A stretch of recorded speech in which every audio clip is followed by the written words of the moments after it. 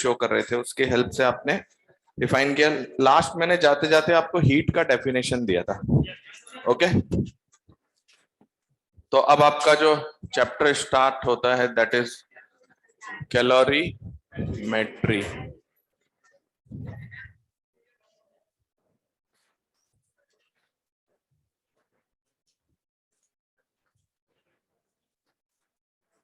Calorimetry का मतलब क्या होता है? जैसे थर्मोमेट्री में आपने किसका मेजरमेंट किया? टेम्परेचर का। तो वैसे ही कैलोरीमेट्री में हम लोग मेजरमेंट ऑफ हीट करेंगे। ठीक है, अभी देखो इस चैप्टर की जो स्टार्टिंग है उसमें बहुत बेसिक चीजें हैं, तो बहुत ध्यान से समझना, फिर अपने आप कैलकुलेशंस तो आप आराम से कर लोगे, बहुत कोई खास बात नहीं है। तो देखिए सबसे पहले हम लोगों ने डिस्कस किया था हीट के बारे में। तो हीट कौन सी एनर्जी है? पहली बात तो one body to another body the amount of energy which is in transition. तो जितना अमाउंट आएगा या जाएगा उस अमाउंट को हमने हीट बोला हुआ है। और उस एनर्जी की अगर हम बात करें तो वो एनर्जी का फ्लो टेम्परेचर डिफरेंस से होना चाहिए, और ये हाई टेम्परेचर से लो टेम्परेचर की तरफ हीट का फ्लो होता है। ठीक है, ये सब होता है, प्रैक्टिकल एस्पेक्ट है हमारे पास। ठीक है, कि हाई टेम्परेचर से लो टेम्परेचर की तरफ हीट का फ्लो होता है। That amount of energy which is in transition due to the temperature difference without any mechanical work involve, that amount of energy is called heat. ठीक है, अब जो कैलोरीमेट्री है उसमें आप मेजरमेंट ऑफ हीट करेंगे। तो सबसे पहले हम यहाँ पर जिस क्वांटिटी के बारे में बात करें that is the specific heat capacity. Specific heat capacity denoted by S. इसका सिंबल क्या होगा? एस। Specific heat capacity. ठीक है, तो कैलोरीमेट्री में आप मेजरमेंट ऑफ हीट कर रहे हैं। तो ये आपका चैप्टर है, इसमें हम लोग सबसे पहले टॉपिक की बात करें that is specific heat capacity. ठीक है, अब ये क्या चीज है, देखो यहाँ पर कुछ प्रैक्टिकल एस्पेक्ट्स हैं। जैसे जब आप किसी बॉडी को कंसीडर करेंगे उस रेंज में जब उसमें कोई फेज चेंजिंग नहीं होना चाहिए। क्या नहीं होना चाहिए? जैसे आपका वाटर है, आप उसको हीट दे रहे हैं तो उसका कुछ टेम्परेचर में चेंज आ रहा है, ये सब थोड़ा बहुत हम लोग जानते हैं। लेकिन आपको पता है कि अगर आप वाटर को बहुत ज्यादा हीट करते करते बॉइलिंग कंडीशन पे ले आए तो उसके बाद फिर वो स्टीम में कन्वर्ट होने लग जाता है। तो जो फेज चेंजिंग है ना वो कांस्टेंट टेम्परेचर पे होता है। किस पे होता है? जैसे किसी सब्सटेंस को आप हीट दे रहे हैं और सपोज उसका फेज चेंज हो रहा है, तो वो हीट ले लेके वो अपना फेज चेंज कर रहा होता है। क्या कर रहा होता है? तो अभी हम लोग उस कंडीशन पे बात कर रहे हैं। ये स्पेसिफिक हीट कैपेसिटी उस रीजन में डिफाइन होगी जब आप उस बॉडी को कुछ टेम्परेचर दे रहे होंगे, सॉरी उसको कुछ हीट दे रहे होंगे, तो उसकी वजह से उसका टेम्परेचर चेंज हो रहा होगा। क्लियर है? और डेफिनेटली उसको हीट देनी है तो कोई हाई टेम्परेचर वाला उसको हीट दे रहा होगा। यस और नो? तो सबसे पहले एक एक्सपेरिमेंट का पार्ट है कि जैसे मेरे पास एक बॉडी है एम मास की। एम उसका क्या है? मास है। इस समय पर इसका कुछ टेम्परेचर आपने रिकॉर्ड कर लिया। ये इसका इस इंस्टेंट पर क्या है? टेम्परेचर। जिस भी स्केल से आप करना चाहें आपने उस स्केल से इसका टेम्परेचर मेजर कर लिया। समझ आई बात? सपोज ये कॉपर का है, एल्यूमिनियम का है, वाटर है या कुछ और है, कोई भी सब्सटेंस हो सकता है। आपने उसका एम मास सेलेक्ट किया और उसका इस समय पर टेम्परेचर टी आपने रिकॉर्ड कर लिया। अब आपने क्या किया, इसको एक डीक्यू अमाउंट ऑफ हीट दिया। मैंने आपसे बोला ना, हम जो डी सिंबल यूज कर रहे हैं जनरली चेंज के लिए करते हैं, बट यहां पर ये डीक्यू का मतलब है किसी हाई टेम्परेचर बॉडी से आपने इसको हीट दे दिया है सपोज। तो आपने इसको कितना अमाउंट ऑफ हीट दिया? D q amount of heat is given या हीट इज सप्लाइड। तो आपने डीक्यू आपने इसको क्या किया? हीट सप्लाई किया। ठीक है, तो ये हीट लेने के लिए कोई दूसरी बॉडी होगी जो हाई टेम्परेचर पे होगी, इससे वो इसको क्या सप्लाई करेगा? हीट सप्लाई करेगा। तो हमने देखा कि हम उस कंडीशन में बात करें जब हमारा ये मटेरियल फेज चेंजिंग नहीं कर रहा है, वो टेम्परेचर चेंज कर रहा है। क्या कर रहा है? तो हमने इसको जैसे ही डीक्यू हीट दिया, इसका टेम्परेचर चेंज हुआ टी से लेके टी प्लस मतलब इसका इनिशियल टेम्परेचर T है और इस सिस्टम में जैसे आपने हीट दिया तो dt amount of temperature has been changed. Yes और नो? मान लीजिए आपने इसका टेम्परेचर 5 डिग्री सेंटीग्रेड बढ़ा दिया, तो बढ़ा दिया से मतलब क्या, आपने उसका टेम्परेचर चेंज कर दिया। तो आपने dq अमाउंट ऑफ हीट देने से हमें पता चला कि इस बॉडी का टेम्परेचर में चेंज आया है। तो डेफिनेटली ये उस कंडीशन पर बात हो रही है जब यहाँ पे कोई फेज चेंजिंग नहीं है। तो जैसे आपने इसको dq अमाउंट ऑफ हीट दिया, उससे इसका टेम्परेचर कितना बदल गया, dt चेंज हो गया। तो हमें ये पता चलता है एज पर द एक्सपेरिमेंट्स कि जो हम हीट इसको प्रोवाइड कर रहे हैं that is proportional to the mass of the body. किसके प्रोपोर्शनल है? मतलब जैसे मान लो आपने इस एक्सपेरिमेंट को करने के लिए सपोज आपने कोई 1 किलोग्राम और कोई 5 किलोग्राम की दो अलग अलग बॉडीज ले ली। मान लीजिए दोनों एक ही सब्सटेंस है, कॉपर के ही ले लिए हमने 1 किलोग्राम और, तो हमें पता चला कि जितना ज्यादा मास लेंगे उतना ज्यादा ही उसको हीट देना पड़ेगा। समझ में आई बात? तो वो dq is proportional to m का मतलब क्या है कि अगर 1 किलोग्राम को आपने कुछ x हीट दिया तो 5 किलोग्राम को उसका 5 टाइम्स देना पड़ेगा अंडर द सिमिलर कंडीशंस। तो हमारे पास यहाँ पर जो dq है ये प्रोपोर्शनल टू मास है and this is also proportional to the change in temperature, कि आपने उसका टेम्परेचर कितना चेंज किया। ये लॉ का पार्ट है, एक्सपेरिमेंट से हमें पता चला कि dq is the given heat is proportional to the mass and change in temperature। इसका मतलब ये हो सकता है कि अगर हम कंपैरिजन करें एक ही सब्सटेंस के लिए, सपोज कॉपर का 1 किलोग्राम और 5 किलोग्राम है, और दोनों का अगर आप ये कहते हो कि सर मैं ना चेंज इन टेम्परेचर सेम करूंगा, चेंज इन टेम्परेचर, तो 1 किलोग्राम वाले में जितना आप dq दोगे और 5 किलोग्राम वाले में जितना दोगे उसमें जो रिलेशन होगा 5 किलोग्राम वाले में 5 टाइम्स ज्यादा देना पड़ा for the same change in temperature. तो जैसे हम टेम्परेचर का मेजरमेंट थर्मोमीटर की हेल्प से कर रहे हैं और हम उस बॉडी को कुछ हीट प्रोवाइड करते हैं, उसकी वजह से उसका टेम्परेचर में चेंज आता है। तो ये लॉ क्या बता रहा है आपको कि जो गिवन हीट है कितना हीट वो लेगा that is proportional to its mass and change in temperature. तो ये एक्सपेरिमेंट से हमें पता चल गया। अब क्या होता है कि जैसे यहां पर जो ये प्रोपोर्शनलिटी कांस्टेंट है, तो हमने कहा कि dq इज इक्वल टू, अब हम इक्वल टू बना रहे हैं, तो ये तो है मास, ये है चेंज इन और ये है हीट, तो ये अलग अलग क्वांटिटीज हैं। तो इक्वेट करने के लिए कोई कांस्टेंट आएगा यहाँ पे, तो that constant is denoted by s into m into dt। तो यहां से ये हमें पता चला कि ये जो प्रोपोर्शनैलिटी कांस्टेंट है ना, ये प्रोपोर्शनैलिटी कांस्टेंट ये अलग अलग सब्सटेंस का अलग अलग होता है। मतलब जैसे आप सपोज आपने 1 किलोग्राम कॉपर ले लिया, 1 किलोग्राम एल्यूमिनियम ले लिया, दोनों का चेंज इन टेम्परेचर भी सपोज आपने 1 डिग्री सेंटीग्रेड रखा, तो हमें पता चलता है कि dq amount of given heat is different for copper and aluminium for the same mass of substance and same change in temperature, लेकिन कॉपर में अलग हीट देना पड़ा और एल्यूमिनियम में।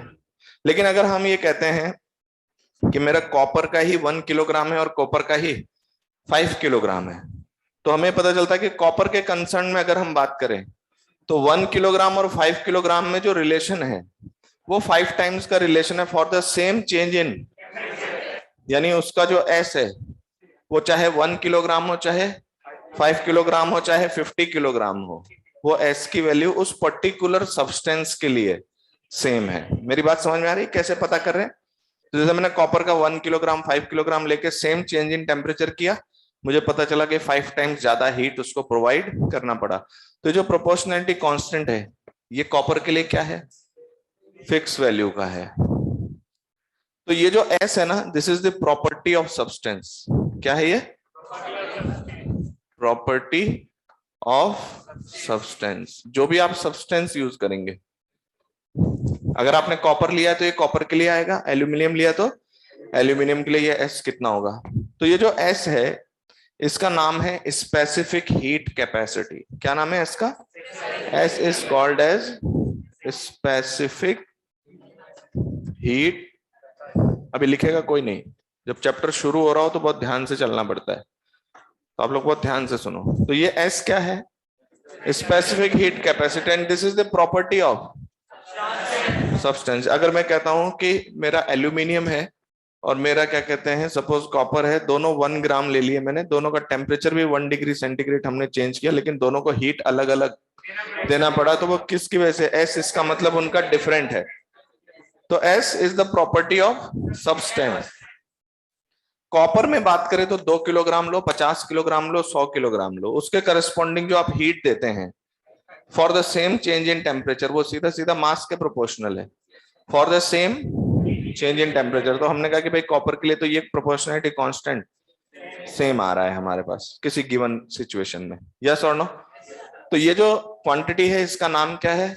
Specific heat capacity. तो हम इस स्पेसिफिक हीट कैपेसिटी को डिफाइन करना चाहते हैं, लैंग्वेज देना चाहते हैं कि what is mean by specific heat capacity, और ये किसकी प्रॉपर्टी है? एक सब्सटेंस की प्रॉपर्टी है। तो your s is defined as, क्या मैं इसको ऐसे लिख सकता हूं? S is your d q by s, d q by m D t. क्या लिख सकता हूं मैं इसको? D q by m D T. तो अगर हम स्पेसिफिक हीट कैपेसिटी जो हमारे एक सब्सटेंस की प्रॉपर्टी है,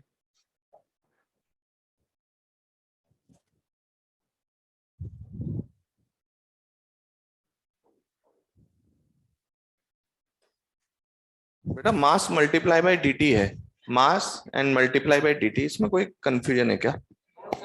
dq is proportional to mass multiply by dt। तो मैंने समझाने के लिए क्या बोला कि सेम चेंज इन टेम्परेचर रखोगे तो मास के प्रोपोर्शनल आ जाएगा, समझ गए? सेम मास रख के अलग अलग चेंज इन टेम्परेचर करोगे तो चेंज इन टेम्परेचर के प्रोपोर्शनल दिख जाएगा, और ओवरऑल ये इन दोनों के मल्टीप्लीकेशन के प्रोपोर्शनल है। और यहां पर आपने देखा कि एक क्वांटिटी जो प्रोपोर्शनलिटी कांस्टेंट है that is s is your dq by mdt। अब अगर मैं इसको डिफाइन करना चाहूं तो आपको ये पता चल गया कि S is the property of substance.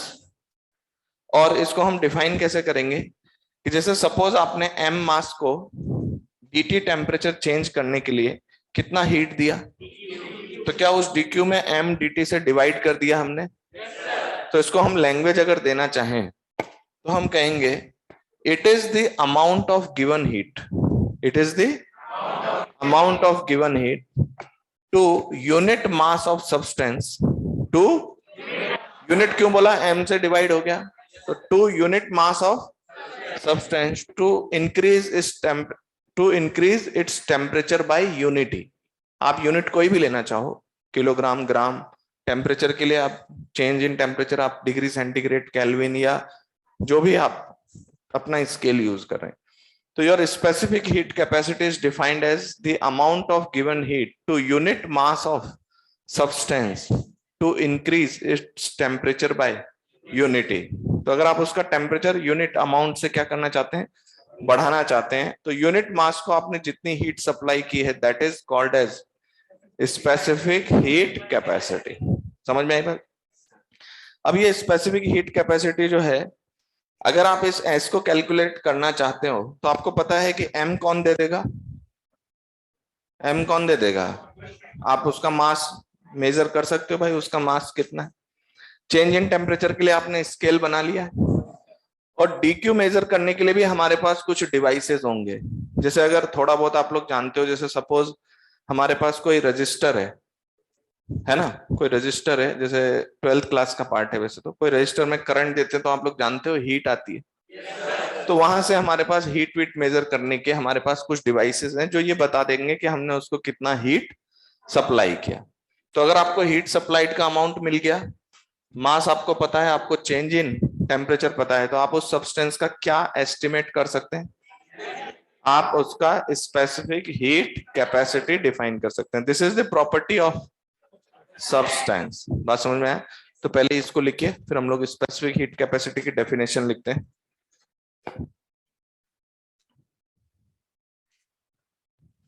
Specific heat capacity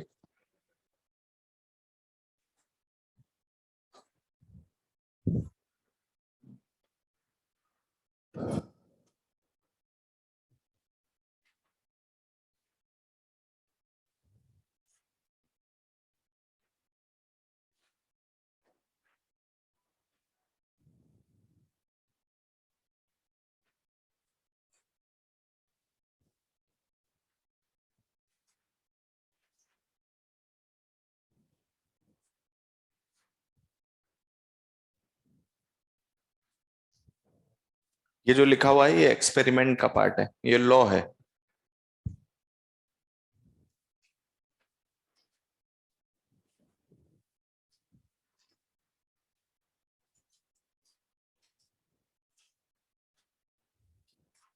बेटा डी टी कैपिटल टी लिखा है ना, तो फिर सब जगह कैपिटल टी लिखो, नीचे भी।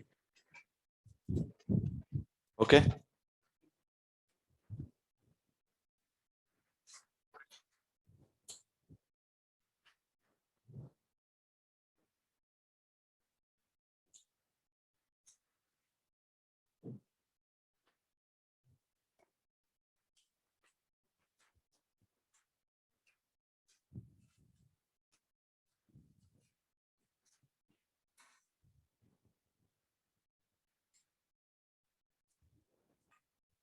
D Q is proportional to the mass multiply by D T.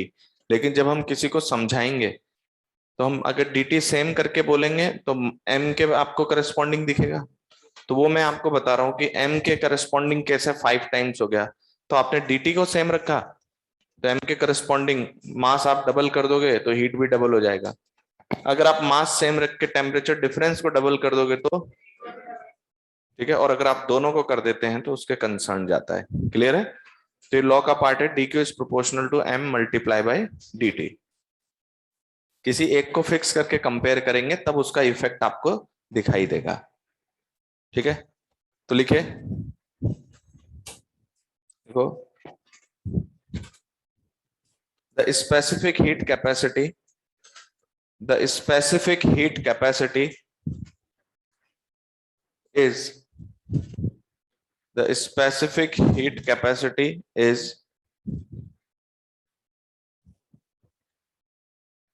the amount of given heat, is the amount of given heat to unit mass of substance, to unit mass of substance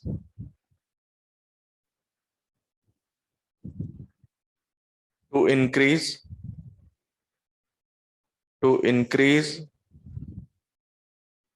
its temperature, to increase its temperature by unity. It is the amount of given heat to unit mass of substance to increase its temperature by unity. कई जगह पे आप definition देखोगे तो ऐसे लिखा होगा, it is the amount of given heat to 1 gram of substance to increase its temperature by 1 degree Celsius. तो वहां हमने मास ग्राम में ले लिया और टेम्परेचर चेंजिंग को 1 डिग्री सेल्सियस। अभी हमने बोला कि यूनिट मास ऑफ सब्सटेंस को आप यूनिट टेम्परेचर राइज करने के लिए, अब वो यूनिट आप किस में लेना चाहते हैं उसके करस्पॉन्डिंग होगा, and that is the amount of given heat, that is called as specific heat capacity. तो आप एक चीज नोटिस करिए कि S जो है आपको पता चल गया ये किसकी प्रॉपर्टी आई है। अच्छा, अगर हम इसकी यूनिट्स की बात करें तो अगर हम ऐसा यूनिट्स में बात करें तो हमारे पास dq, एक मिनट रुक जाओ, dq जो होता है दैट इज जूल पर किलोग्राम पर केल्विन। ठीक है, वैसे आपको पता है कि सपोज आप इसको कैलोरी में यूज करना चाहें या और किसी यूनिट में यूज करना चाहें उसके करस्पॉन्डिंग है। तो फिलहाल मैंने इसका ऐसा यूनिट क्या लिखा, जूल पर किलोग्राम पर केल्विन। अच्छा, ये जो केल्विन आया है वो चेंज इन टेम्परेचर से आया है। किससे आया है? Change in temperature. यस और नो? क्योंकि इस फॉर्मूले में कौन है, टेम्परेचर है या change in temperature? It is the change in temperature. Okay, अब आपने स्पेसिफिक हीट कैपेसिटी किसी तरह से किसी मटेरियल का एस्टिमेट कर लिया। ठीक है, तो एक बात बताइए, इसकी जो डेफिनेशन है, it is the amount of given heat to a unit mass of substance to increase its temperature by unity.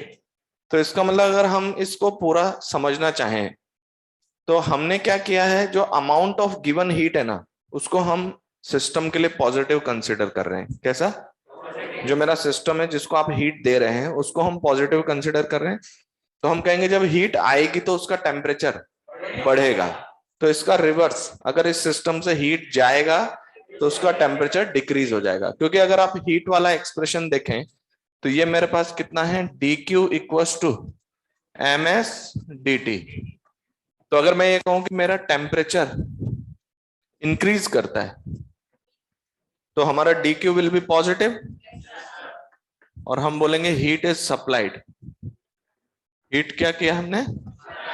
Supplied. और अगर इसमें टेम्परेचर डिक्रीज करता है तो हम कह रहे हैं हमारा dq क्या है? हीट इज कंसिडर्ड नेगेटिव, यानी heat is rejected. Heat rejected.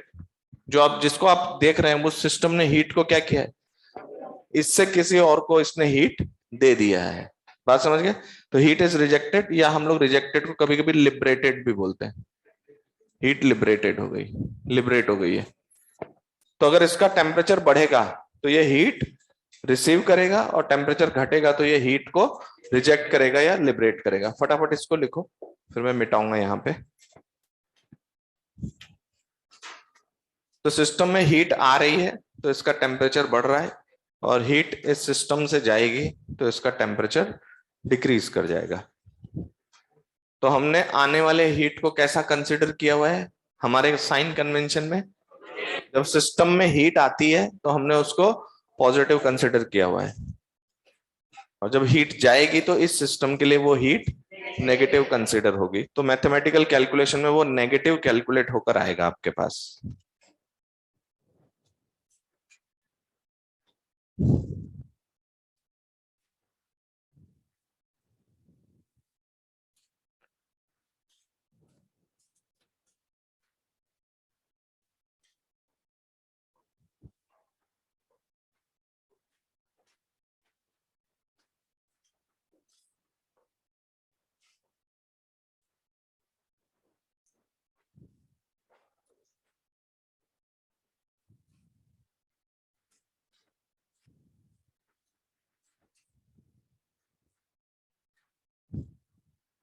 देखिए इसकी डेफिनेशन है, it is the amount of given heat. कितना हीट दिया आपने? टू किसको दिया? एम मास को दिया था, तो एम से डिवाइड हो गया ना, तो क्या ये यूनिट मास ऑफ सब्सटेंस हो गया? सपोज उस सिचुएशन में 2 डिग्री सेंटीग्रेड का चेंज आया था, तो आप क्या कह रहे हैं? इसमें 2 डिग्री से डिवाइड भी करना है, तो क्या ये यूनिट टेम्परेचर चेंज हुआ? यूनिट टेम्परेचर राइज हुआ। तो इसकी डेफिनेशन क्या बनेगी? It is the amount of given heat to unit mass of substance to increase its temperature by unity. This is called as specific heat capacity. अच्छा, अगर आपके पास specific heat capacity है तो वहां से आप हीट कैसे निकाल रहे हैं? dq equals to what? ms dt। और ms dt लिखने पे मैंने आपको बताया है कि आप यहाँ dt अगर टेम्परेचर dt पॉजिटिव बोलते हो, फाइनल टेम्परेचर माइनस इनिशियल, तो अगर टेम्परेचर बढ़ता है तो ये चीज पॉजिटिव आएगी हमारे पास। तो हमने सिस्टम में आने वाले हीट को पॉजिटिव पॉजिटिव बोला है, heat supplied, and heat rejected by the system is negative for us. तो टेम्परेचर बढ़ेगा तो कैलकुलेशन में आपकी हीट पॉजिटिव आएगी, और आप कहेंगे कि सिस्टम में हीट आ रही है, और कैलकुलेशन में अगर आपका डीक्यू नेगेटिव आता है तो आप कहेंगे कि सिस्टम से हीट जा रही है। तो ये हमारे पास, अगर आपके पास एस है तो ये एस किसकी प्रॉपर्टी है? This is the property of substance. तो एक बार अगर आपके पास किसी मटेरियल का एस है और मैं आपको उसके 50 किलोग्राम दे दूं, चाहे 500 किलोग्राम दे दूं, उसके करस्पॉन्डिंग आप क्या करेंगे? एम एस डी टी करके आप ये बता सकते हैं क्या कि for the D T change in temperature उसको कितना हीट चाहिए? उसके कितना हीट चाहिए? M S D T. M को मल्टीप्लाई कर दिया एस से, और एस को पूरा मल्टीप्लाई होके आपको हीट आ जाएगा। अब आपको पता है कि अगर टेम्परेचर बढ़ रहा होगा तो हीट आएगी, और टेम्परेचर घट रहा होगा तो हीट जाएगी। इतनी बात समझ में आई? तो अब हम अगर पहले इस बात पे बात करें कि जैसे सपोज हम किसी सब्सटेंस का स्पेसिफिक हीट कैपेसिटी हम एस्टिमेट कर रहे हैं, तो इसमें क्या क्या चीजें होंगी। तो अगर मैं आपको प्रैक्टिकल लेवल पे बात करूं, जैसे सपोज कोई सब्सटेंस ले लेते हैं, आपने उसको थोड़ा सा हीट दिया, उसको हीट देने से उसका टेम्परेचर में चेंज आया, और आपने क्या किया? Heat divided by mass divided by dt करके ऐसे एस्टिमेट कर लिया। तो जैसे उसका टेम्परेचर थोड़ा सा बदल गया। अब मान लीजिए वो पहले 5 डिग्री सेंटीग्रेड पे था, आप 6 डिग्री सेंटीग्रेड पे आ गया, फिर 7 डिग्री पे आ गया, फिर 8 डिग्री पे आ गया। तो अगर हम उसमें हीट उसको प्रोवाइड करते हैं तो उसका जो चेंज इन टेम्परेचर आता है उसके करस्पॉन्डिंग एस की कैलकुलेशन होती है। तो आप एक चीज नोटिस कर रहे हो, मैंने इंस्टेंटेनियस सॉल्व किया है। ये उस समय पर है जब इसका टेम्परेचर कैपिटल टी है।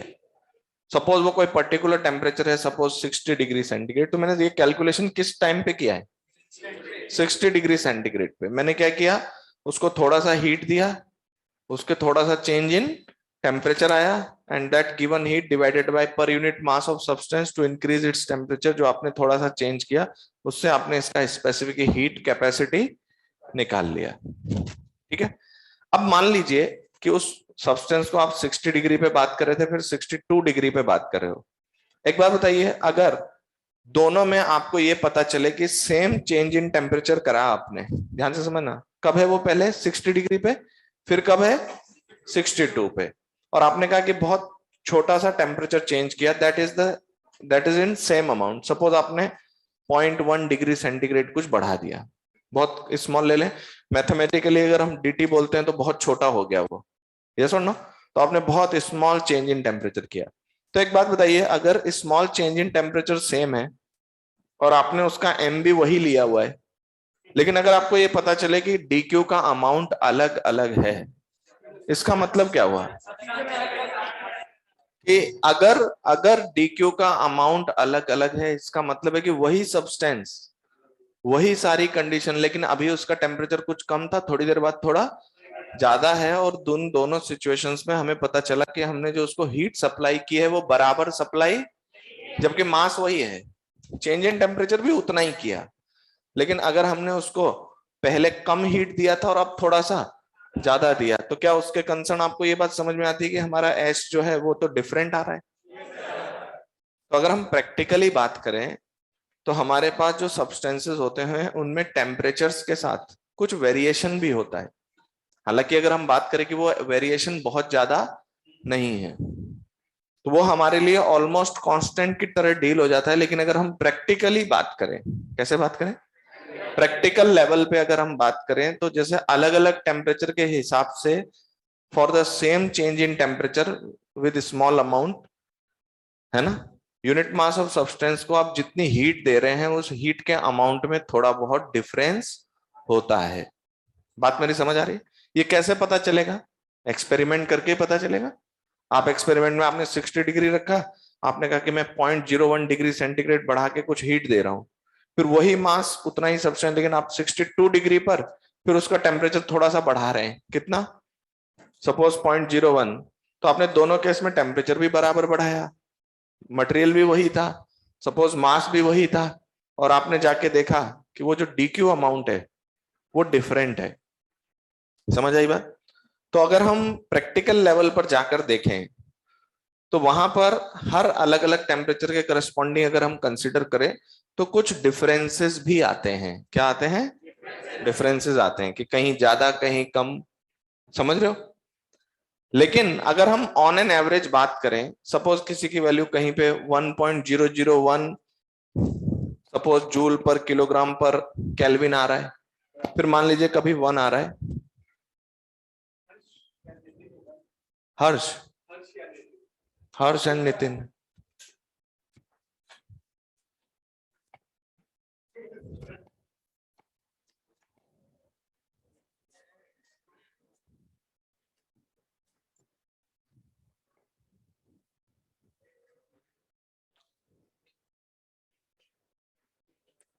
तो देखिए, जो हम लोग राइज इन टेम्परेचर की बात करें, बहुत ध्यान से सुनना और सब्जेक्ट को यहीं से पकड़ने की कोशिश करना कि क्या बता रहे हैं, बाद में तो अभी हम इसको कांस्टेंट कर देंगे। तो जैसे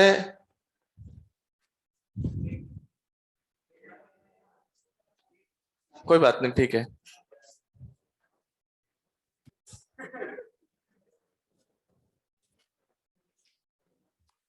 तो मतलब मैं सिंपल वे में ये कहना चाह रहा हूं आपसे इतनी देर से, कि किसी सब्सटेंस की अगर आप बात करते हैं, किसके बारे में आप बात करते हैं? कि उसकी स्पेसिफिक हीट कैपेसिटी।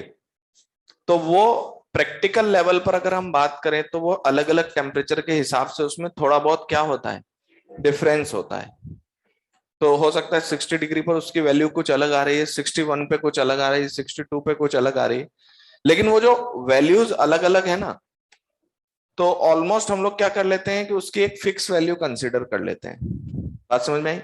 लेकिन ऐसा हम तभी करते हैं जब उसमें बहुत ज्यादा डिफरेंस ना हो। तो अगर हम प्रैक्टिकल लेवल पे चेक करते हैं तो बहुत ज्यादा डिफरेंस नहीं है, तो हम उसकी पर्टिकुलर वैल्यू प्रोवाइड करते हैं। अब अगर हम हमारे क्वेश्चंस की बात करें, तो जैसे आपको क्वेश्चन में किसी का स्पेसिफिक हीट कैपेसिटी कोई पर्टिकुलर वैल्यू दे दी गई, इसका मतलब कि वो अलग अलग टेम्परेचर के करस्पॉन्डिंग वो चेंज नहीं हो रही है, वो आपको फिक्स दिया गया है। बात समझ गए? तो जैसे किसी सब्सटेंस का हम आपको कह रहे हैं कि उसकी स्पेसिफिक हीट कैपेसिटी ये है, तो इसका मतलब है कि वो आपको फिक्स लेके चलना है। क्या लेके चलना है? अगर प्रैक्टिकल लेवल पे लैब में जाकर आप कुछ टेस्टिंग करोगे तो उनमें थोड़ा बहुत क्या हो सकता है, वेरिएशन हो सकता है। जैसे सपोज उसकी एवरेज वैल्यू आप 1 बता रहे हैं, तो हो सकता है कभी उसने 0.99 ही लिया हो, कभी उसकी वैल्यू 1.01 आ रही हो। तो बहुत स्मॉल वेरिएशंस के कंसिडरेशन होते हैं यहाँ पे। तो जैसे आप किसी बॉडी का स्पेसिफिक हीट कैपेसिटी मेजर कर रहे हैं, तो वेरियस टेम्परेचर से जब आप गुजरेंगे तो थोड़ा बहुत उनमें वेरिएशन हो सकता है। समझ में आई बात है? प्रैक्टिकल आउटकम है। लेकिन वो वेरिएशन अगर बहुत लार्ज नहीं है तो ऑलमोस्ट हम लोग उसको क्या मान लेते हैं, कांस्टेंट मान लेते हैं। बात समझ में आया?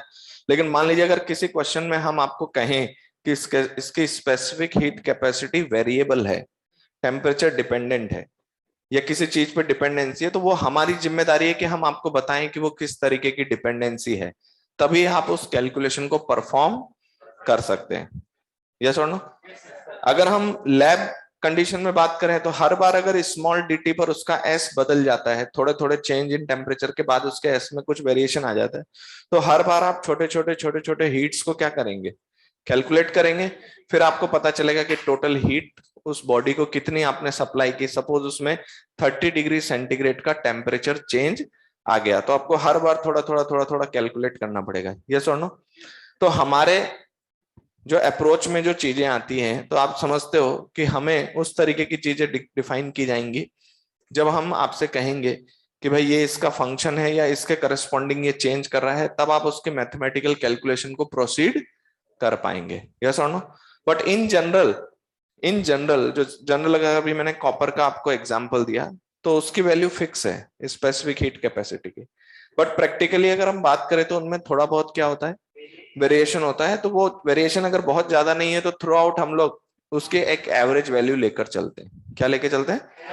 Average value. तो वो जो वैल्यू हम आपको देंगे डायरेक्टली क्वेश्चंस में, तो हम आपको पर्टिकुलर बताएंगे कि इस मटेरियल का स्पेसिफिक हीट कैपेसिटी इतना है। इतना है मतलब आप उसको चेंज नहीं करेंगे, मतलब हर बार ये जो वैल्यू है वो फिक्स रहेगी। तो देख रहे हो, मैं जब डिफाइन कर रहा था तो मैंने इसको डिफाइन किया किसी टी टेम्परेचर पे जाके, मैंने direct delta Q delta T नहीं लगा रखा है। मैंने मतलब लार्ज अमाउंट ऑफ हीट देके लार्ज चेंज इन टेम्परेचर से सारा डिस्कशन नहीं किया है। जैसे आपने काइनेमेटिक्स पढ़ते हो तो your velocity is your D R by D T, तो उस इंस्टेंट पे जाके स्मॉल डिस्प्लेसमेंट देखते हो, फिर वहां से आप dt से डिवाइड करके आप उसके इंस्टेंटेनियस वेलोसिटी की बात करते हो। तो मैंने आपको अभी ये इंस्टेंटेनियस s के बारे में बताया है कि किसी पर्टिकुलर टेम्परेचर पर उस s की वैल्यू कितनी है जब आपने वहां पर कितना चेंज किया, dt अमाउंट ऑफ टेम्परेचर का चेंज किया, तो s equal to D Q by M D T. अब मैं आपको प्रैक्टिकल डेटा बता रहा हूँ कि जनरली जो मटेरियल्स होते हैं उनकी स्पेसिफिक हीट कैपेसिटी में कुछ वेरिएशन होता है, लेकिन वो वेरिएशन ऑलमोस्ट नेग्लिजिबल है। तो हम लोग उसको किसकी तरह कंसिडर करते हैं, हम लोग उसको कांस्टेंट की तरह कंसिडर करते हैं। लेकिन अगर क्वेश्चन को कभी वेरिएबल देना होगा तो फिर या तो वो कोई ग्राफ बनाकर या फिर कोई आपको एस का फंक्शन प्रोवाइड करेगा। तो फंक्शन प्रोवाइड करेगा तो आप समझते हो इसका मतलब एस उसका वेरिएबल है। तो जब आप उसका हीट एस्टिमेशन करेंगे तो आप उसका dt चेंज इन टेम्परेचर के हिसाब से हीट निकालेंगे। फिर आप उन छोटे छोटे हीट्स को क्या करेंगे, एड ऑन करके आप टोटल हीट के बारे में बताएंगे, and that is corresponding to the integration जब हम कंटिन्यूस बात करेंगे। और वैसा करने के लिए डेफिनेटली मुझे आपको कोई फंक्शन प्रोवाइड करना पड़ेगा। यस और नो? तो मैं आपको बताता हूं कि जो स्पेसिफिक हीट कैपेसिटी वाटर की है, किसकी? Specific heat capacity of water,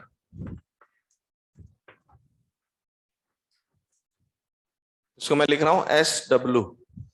specific heat capacity of water approximately हम लोग अगर बात करें यूनिट में 1 कैलोरी पर ग्राम पर डिग्री सेंटीग्रेड।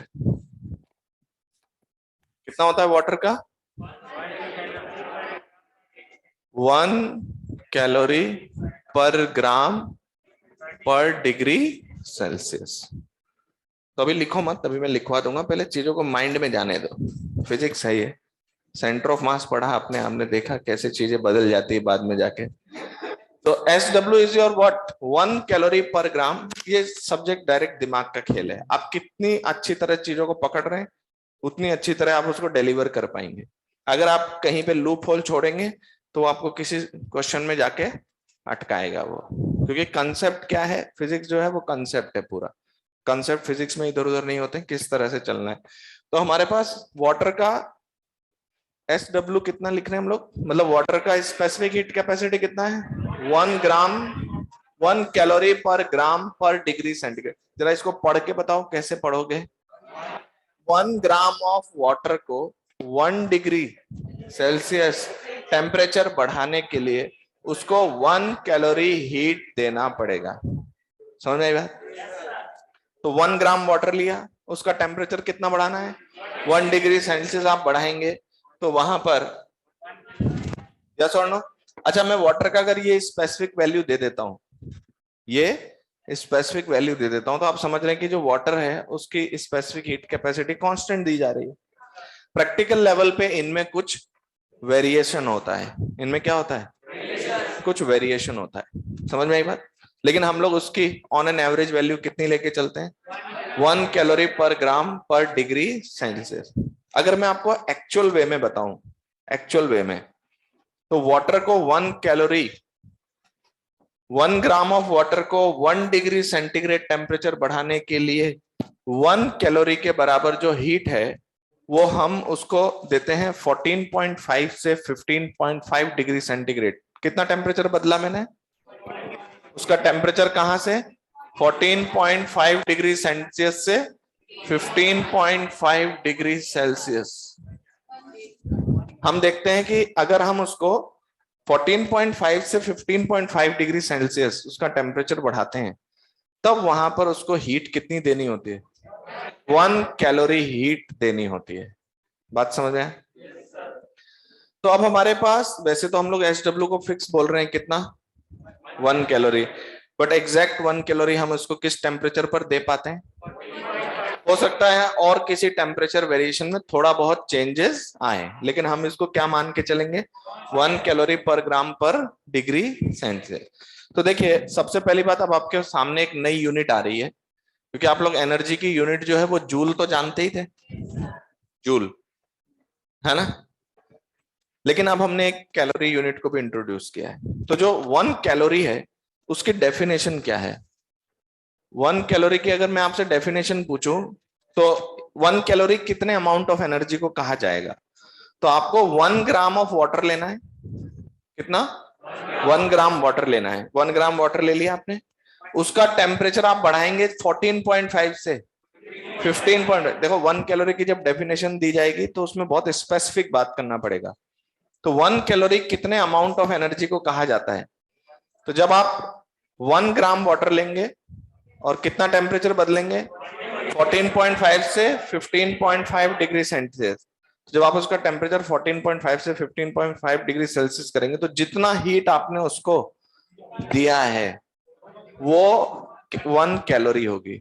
और अगर हम बात करें कि 1 कैलोरी जूल में किसके बराबर होती है, तो लगभग 1.4.1, मतलब 1 कैलोरी किसके बराबर होगा? 4.186 जूल के आसपास। किसके आसपास? तो जो 1 कैलोरी है, याद रखना 1 कैलोरी की डेफिनेशन की हम बात करें, उसकी अगर हम न्यूमेरिक वैल्यू की बात करें तो हम अगर उसको जूल में देखते हैं तो लगभग 4.186 जूल के इक्वल होता है 1 कैलोरी। याद रखना कैलोरी किसी सिस्टम में नहीं आता है, जूल आपका ऐसा ही सिस्टम है। CGS में कौन होता है? अर्ग। कैलोरी एक अलग ही है, और वो कैलोरी किसके बराबर होती है? अप्रोक्सीमेटली हम लोग 4.2 लेके चलते हैं। कितना? पर लगभग कितना होता है 1 कैलोरी इक्वल्स टू तो मैं आपसे पूछूं 1 कैलोरी की डेफिनेशन क्या है? ये मत बोलना ये वैल्यू है इसकी, कि जूल यूनिट में 1 कैलोरी किसके बराबर है, समझ गए? तो इसी तरह से 1 कैलोरी की जब आप डेफिनेशन बताएंगे तो आपको बताना पड़ेगा it is the amount of given heat to 1 gram of water to increase its temperature from 14.5 degree centigrade to 15.5 degree Celsius. तो पहले जो specific heat capacity of water आपने क्या लिखा, 1 कैलोरी पर ग्राम पर डिग्री सेंटीग्रेड। तो एक्चुअल में ये एग्जैक्ट 1 कैलोरी के बराबर कितने टेम्परेचर पर होगी, किस टेम्परेचर वेरिएशन पर होगी, 14.5 से। अगर हम प्रैक्टिकल लेवल पे बात करें तो अलग अलग टेम्परेचर पे इनकी वैल्यूज में कुछ वेरिएशंस होते हैं, लेकिन वो वेरिएशन बहुत ज्यादा नेग्लिजिबल है। इसलिए हम लोग वाटर का स्पेसिफिक हीट कैपेसिटी कितना लेके चलेंगे, दैट इज 1 कैलोरी पर ग्राम पर डिग्री सेल्सियस। लेकिन एग्जैक्टली वो 1 कैलोरी हीट 1 ग्राम को 1 डिग्री सेल्सियस राइज करने के लिए वो आता है 14.5 से 15.5। तो ये लिख लिया क्या आपने? तो लिखो specific heat capacity of water, इसकी वैल्यू लिखो 1 कैलोरी पर ग्राम पर डिग्री सेल्सियस।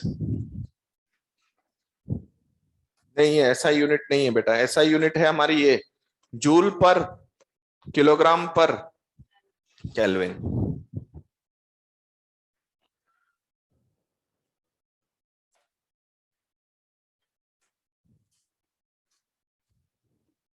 तो पहले 1 कैलोरी की डेफिनेशन लिखे।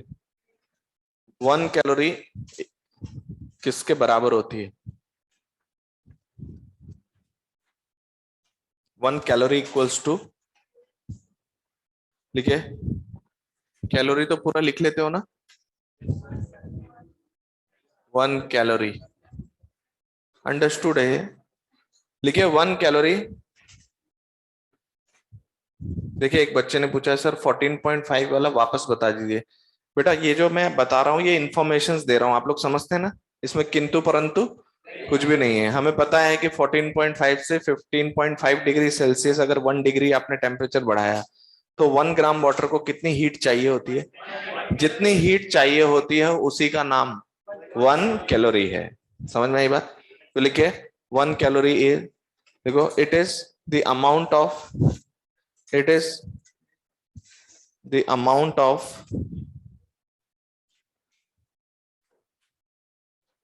given heat to 1 gram water. It is the amount of given heat to 1 gram of water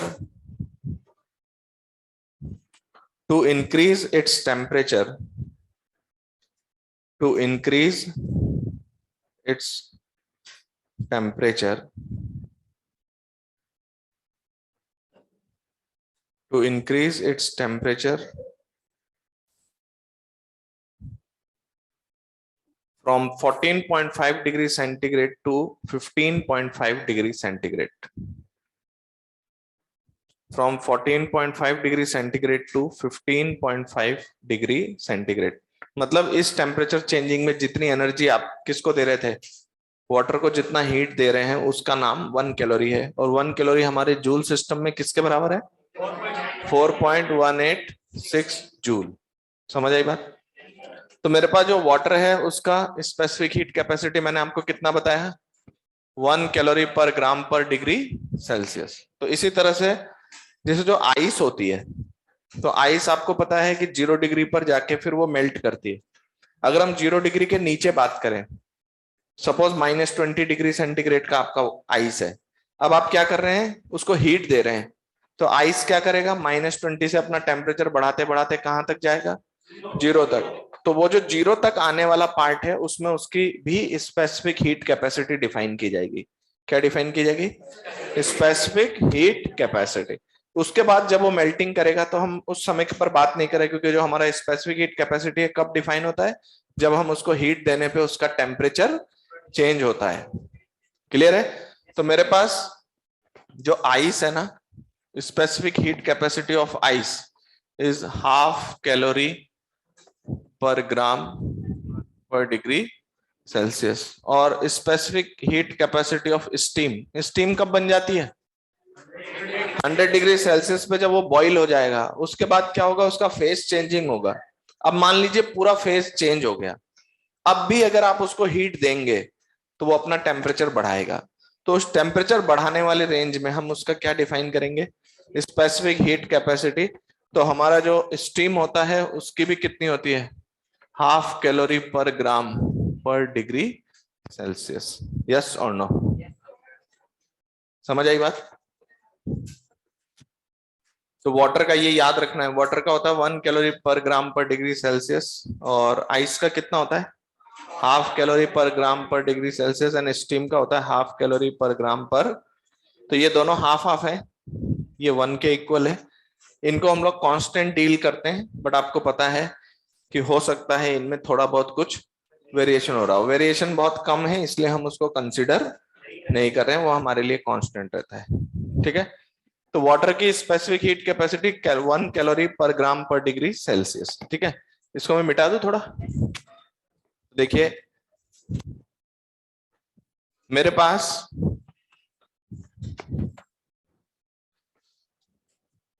जैसे अगर मैं वाटर का स्पेसिफिक हीट कैपेसिटी कितना बता रहा हूं, 1 कैलोरी पर ग्राम पर डिग्री सेल्सियस, तो अगर मैं इसको जूल में दिखाना चाहूं तो ये होगा 4.186 जूल पर ग्राम पर डिग्री। अच्छा, अगर मैं इसको किलोग्राम में दिखाना चाहूं तो 10 पावर 3 से मल्टीप्लाई डिवाइड कर दो, तो SW इज 4186 जूल पर किलोग्राम पर डिग्री सेल्सियस।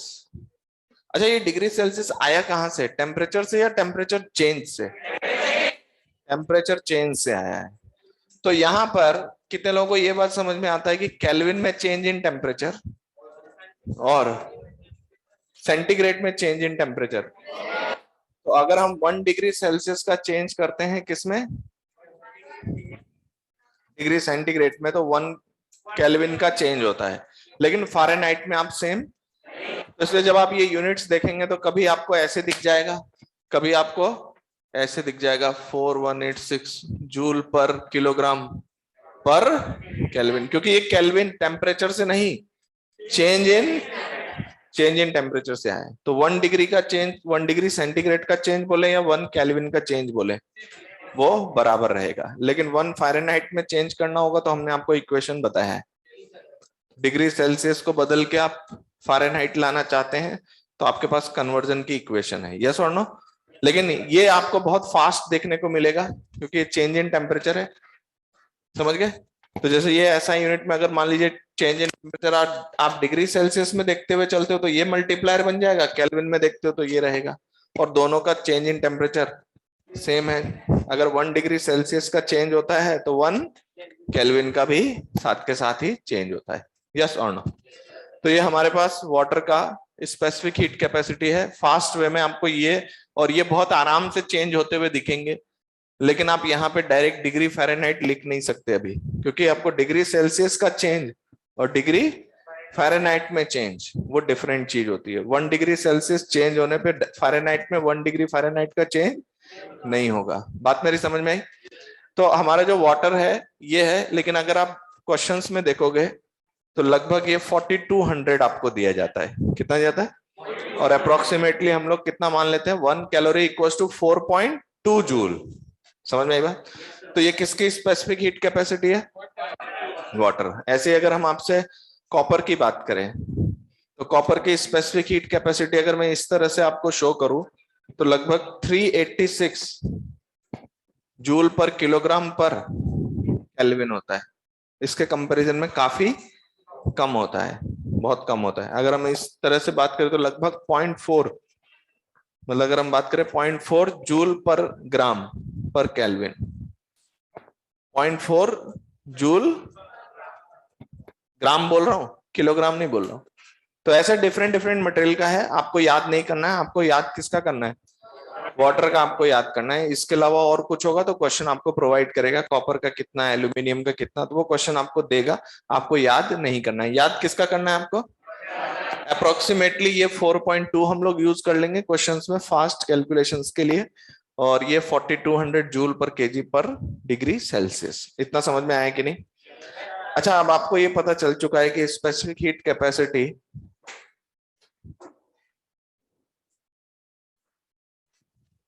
बेटा, एक स्टूडेंट ने पूछा है कि सर इन दोनों का चेंज सेम कैसे हुआ, तो केल्विन में कैसे निकालते हैं हम लोग? 273.15 प्लस सी लिखते हैं क्या? तो यहाँ पर 1 का चेंज करोगे तो यहाँ पे भी 1 का चेंज आएगा, क्योंकि यहाँ मल्टीप्लायर 1 है। ओके, तो मैं ये कह रहा था कि भाई किसी सब्सटेंस का आपको स्पेसिफिक हीट कैपेसिटी दे दी गई है, तो आप उसका हीट कैलकुलेशन में उसका यूज करेंगे। अगर हमने किसी सब्सटेंस की कोई पर्टिकुलर वैल्यू दे दी है, तो वो वैल्यू क्या रहेगी उसकी through out change in temperature में? कांस्टेंट रहेगी। अगर उसमें कुछ वेरिएशंस हैं तो क्वेश्चन आपको बताएगा। तो अब हम लोग ऐसा करते हैं, सपोज आपको पता चल गया कि किसी मटेरियल की स्पेसिफिक हीट कैपेसिटी कितनी है। तो सपोज वो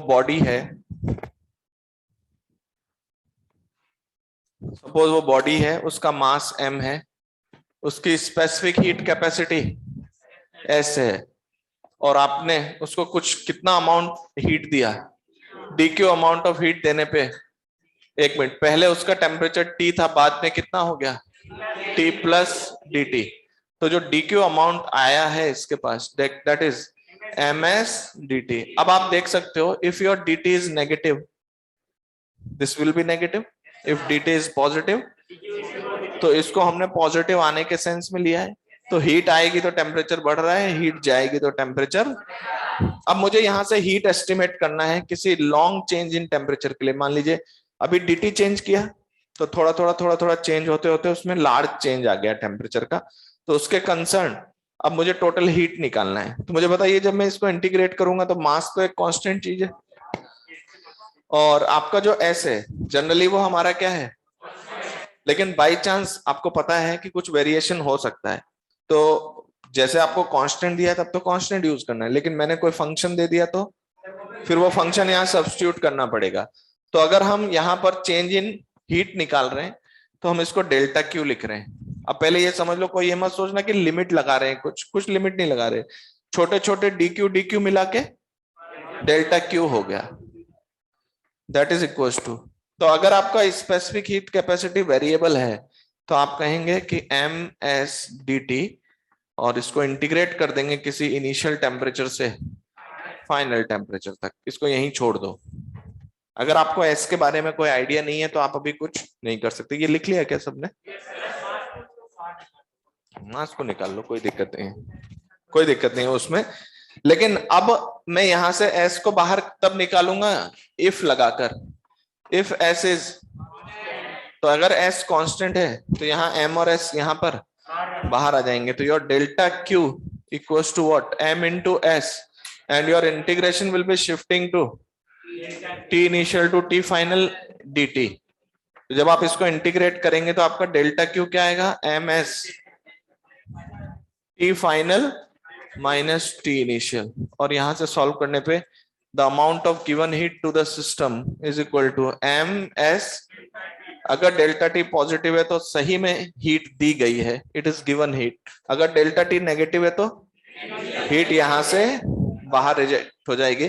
तो एम एस डेल्टा टी तभी लिख सकते हैं जब एस कांस्टेंट हो, और जनरली एस आपको कांस्टेंट ही मिलेगा। लेकिन अगर एस क्या है, वेरिएबल है, तो आप क्या नहीं कर सकते, तो आपको एस का फंक्शन वहां रखना पड़ेगा। उसको रखने के बाद आप बताएंगे कि सर इसका टेम्परेचर में कितना चेंज आया है। क्लियर और नॉट? सबको क्लियर है? तो इस चीज का ध्यान रखना, क्वेश्चन अगर कभी चेंज कर देगा तो आपको पता होना चाहिए कि इस इंटीग्रेशन से एस को आपको बाहर नहीं निकालना है, उसका फंक्शन रखना है, तब आप उसको लिखेंगे। तो पहले यहां तक नोट करिए, फिर आगे की बात करते हैं। एस नेगेटिव नहीं होगा। हाँ, अभी हम लोग एस चेंज हो रहा है मतलब मटेरियल चेंज हो रहा है, और हमारे जो सब्सटेंसेस होंगे लिक्विड्स और क्या कहते हैं सॉलिड्स के लिए, वो पॉजिटिव ही रहेगा। अब मैंने गैस पे कुछ डाउट छोड़ दिया है, तो वो मैं आगे पढ़ाऊंगा, अभी आपको नहीं सीखना है वो चीज, ठीक है?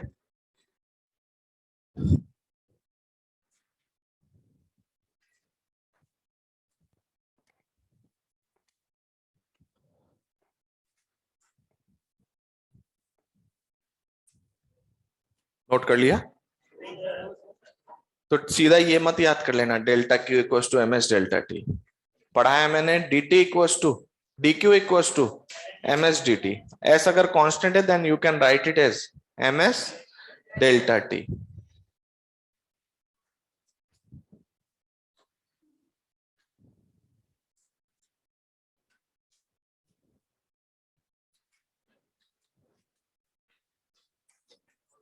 अच्छा, इनमें यूनिट समझ जाओगे। जैसे मैं आपको बताता हूँ, एस आपको दिया हुआ है किसमें, सपोज कैलोरी पर ग्राम पर डिग्री सेल्सियस। तो आप क्या चाहोगे कि सर एम भी ग्राम में रख दो तो ग्राम से ग्राम चला जाए, यहाँ पर डिग्री सेल्सियस तो यहाँ change in temperature degree Celsius में डाल देंगे तो ये आंसर कैलोरी में आ जाएगा। फिर आप उसको चेंज करना चाहते हैं जूल में तो आप उसको अपने अकॉर्डिंग जूल में चेंज कर सकते हैं। तो यूनिट्स का ध्यान रख लोगे तो यहाँ पर आंसर कैलोरी या जूल या जिस भी यूनिट में आपको निकालना है उसके करस्पॉन्डिंग एस की यूनिट देखो, उसके हिसाब से एम और डेल्टा टी की यूनिट आप सब्स्टिट्यूट कर सकते हैं। क्लियर? अच्छा, अब इसमें एक और चीज आती है। अब आप सीख चुके हैं कि किसी मटेरियल जो है उसका स्पेसिफिक हीट कैपेसिटी एक फिक्स वैल्यू है, थोड़ा बहुत वेरिएशन होता है। अगर हमें कांस्टेंट दिया है मतलब वो वेरिएशन ऑलमोस्ट नेग्लिजिबल है। ठीक है, तो एक बात बताइए, अगर मान लीजिए मेरा ये m मास का एक बॉडी है और उसकी स्पेसिफिक हीट कैपेसिटी s है। s क्या है उसकी? स्पेसिफिक हीट कैपेसिटी, है ना। तो आपने इसको कितना अमाउंट दिया? dq। तो इसका पहले टेम्परेचर T था और इसका बाद का टेम्परेचर T प्लस dt। तो कितना चेंज इन टेम्परेचर? तो your dq is what? m s dt। ठीक है, तो यहां पर अगर मैं ये कहूं कि m इंटू एस अगर हम रख लेते हैं तो ये dq बाई dt, जरा बताओ तो ये क्या रिप्रेजेंट करता है? m नहीं, इसकी लैंग्वेज अगर हम बोलें तो इस बॉडी का dt टेम्परेचर बदलने के लिए जितना हीट देंगे वो m इंटू एस के बराबर होगा।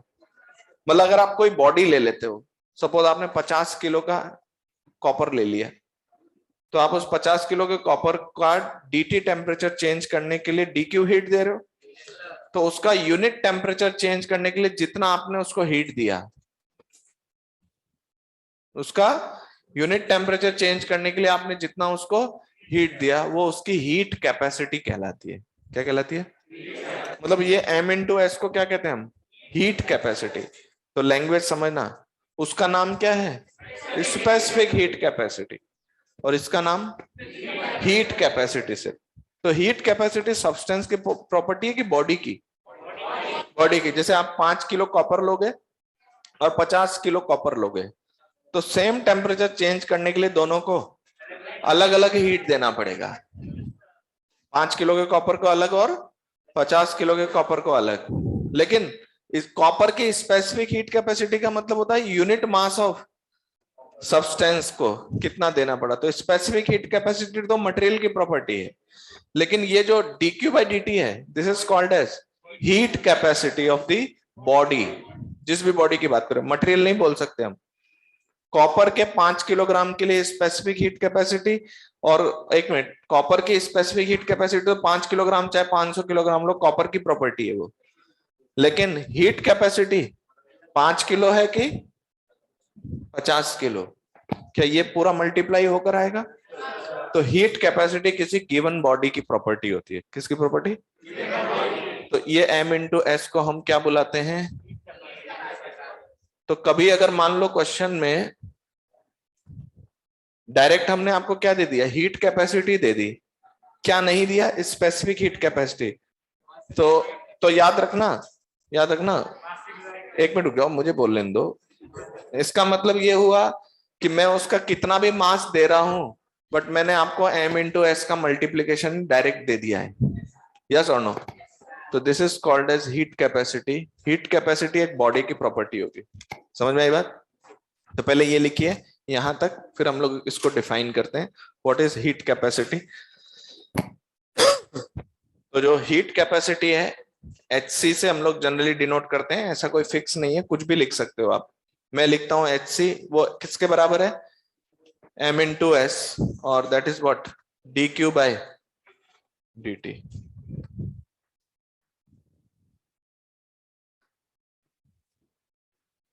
This is called as heat capacity. Heat capacity की यूनिट आप देखोगे तो आपको दिखेगा जूल पर केल्विन या जूल पर डिग्री सेंटीग्रेड।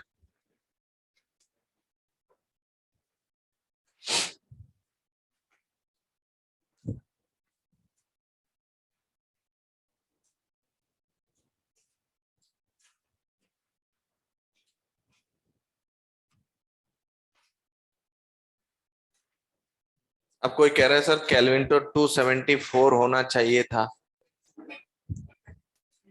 पता नहीं, मुझे वैसे तो समझ नहीं आया, पर 273 प्लस डिग्री सेल्सियस पे ऐड करने पे केल्विन की वैल्यू आती है। और ये एक्सप्रेशन में टेम्परेचर नहीं है, चेंज इन टेम्परेचर है।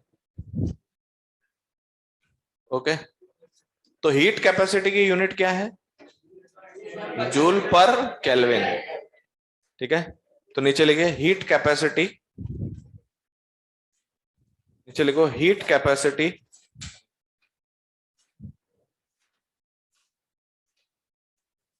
heat capacity is the amount of given heat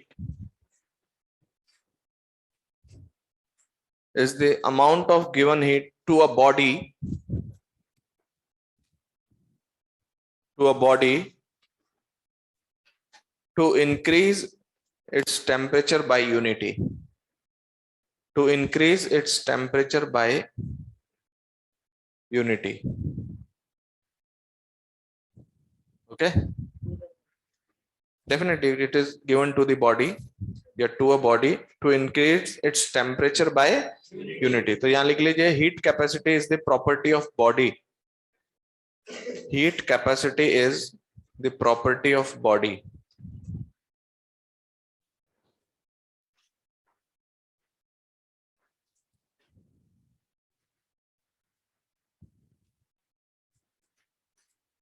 तो एक बार बताइए, दो बॉडीज हैं, अगर वो सेम मटेरियल के हैं तो क्या सेम है उनका?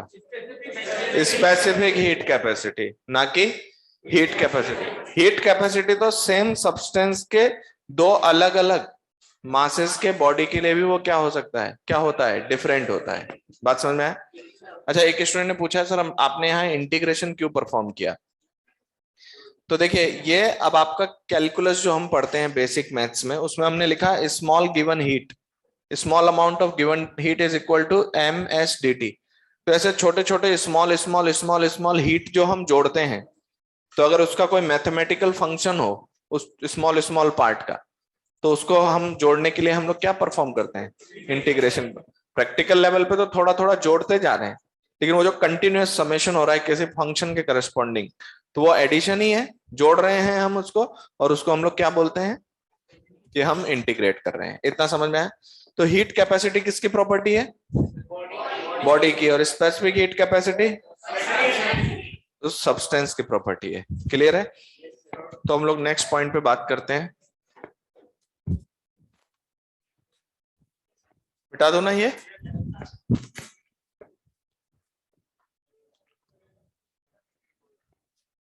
रेट ऑफ चेंज तो मत बोलो, ये चेंज नहीं है, इसलिए इसको इस तरह से मत देखो। मैं बार बार बोल रहा हूं, this dq is not the change in heat, this is the amount of, जो अमाउंट है उसी को d से रिप्रेजेंट करके दे रहे हैं। कितना पार्ट, dq या डेल्टा क्यू। डेल्टा क्यू आपने कितना दिया या dq आपने उसको कितना दिया। क्लियर है क्या? तो जैसे सपोज फॉर एग्जाम्पल, ऐसे सिंपल बात कर रहा हूं, फॉर एग्जाम्पल मेरे पास 5 किलोग्राम वाटर है एट 20 डिग्री सेंटीग्रेड, है ना? तो 5 किलोग्राम वाटर है 20 डिग्री सेंटीग्रेड पे एंड 4200 जूल इज गिवन। आपको बताना है find out it's final temperature, find out it's final temperature. तो इसका स्पेसिफिक हीट कैपेसिटी वाटर की कितनी है? 1 यूनिट भी बताया करो। तो मैं इसको दे रहा हूं 4200 जूल पर किलोग्राम पर केल्विन या पर डिग्री सेल्सियस। इसमें कोई दिक्कत नहीं है।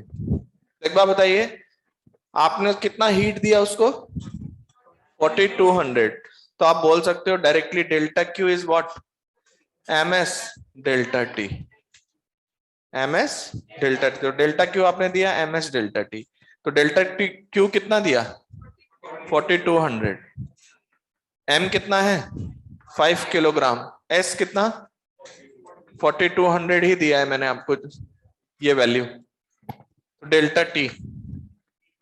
तो डेल्टा टी कितना आया 1/5 डिग्री।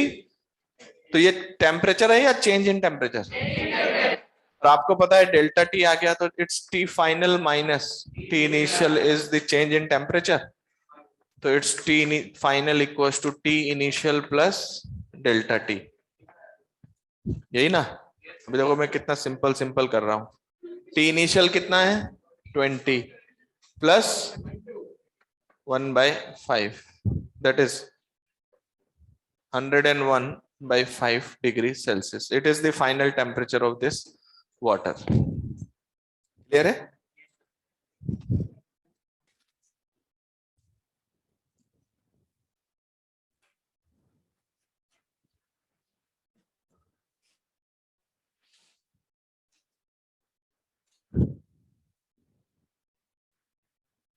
सिंपल चीज है, इसमें कोई खास बात नहीं है।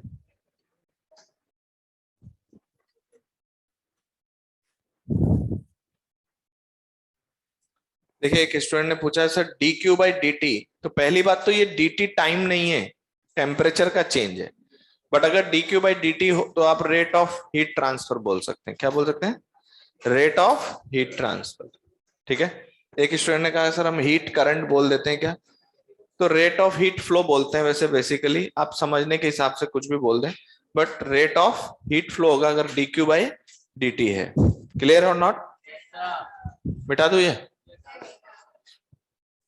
तो एक बात बताइए, सपोज मैंने आपको बताया कि एक बॉडी है, ओके, एक बॉडी है उसका मास m है, ओके, और उसकी स्पेसिफिक हीट कैपेसिटी,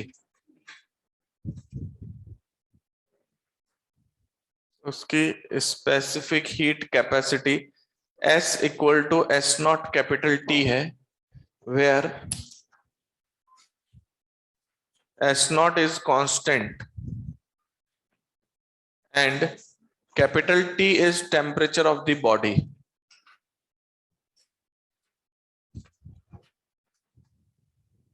ठीक है। Then find out given heat